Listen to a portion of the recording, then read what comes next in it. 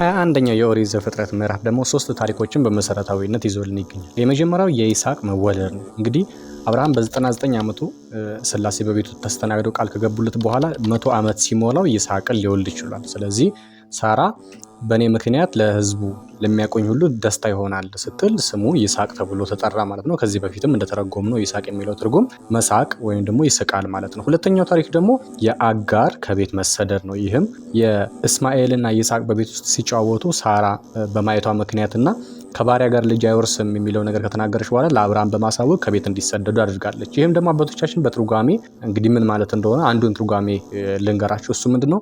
አጋር የኦሪት ስርዓት ወይም ደግሞ የብሉይ ኪዳን ምሳሌ ናት። ሳራ ደግሞ የሐዲስ ኪዳን ምሳሌ ናት ብለዋል። እንግዲህ አጋር በመጀመሪያ ልጅ ወለደች እንጂ የአጋር ልጅ እስማኤል መውረስ እንዳልቻለና ለዘላለም ከአብርሃም ጋር እንዳልቆየ ሁሉ ኦሪትም መጀመሪያ ስትሰራ ለዘላለም የምትቆይ ትመስል ነበር። ነገር ግን ጌታችን መድኃኒታችን ኢየሱስ ክርስቶስ መጥቶ ሐዲስ ኪዳንን በኦሪት ተክቶ ኦሪትን አሳልፏታል ማለት ነው።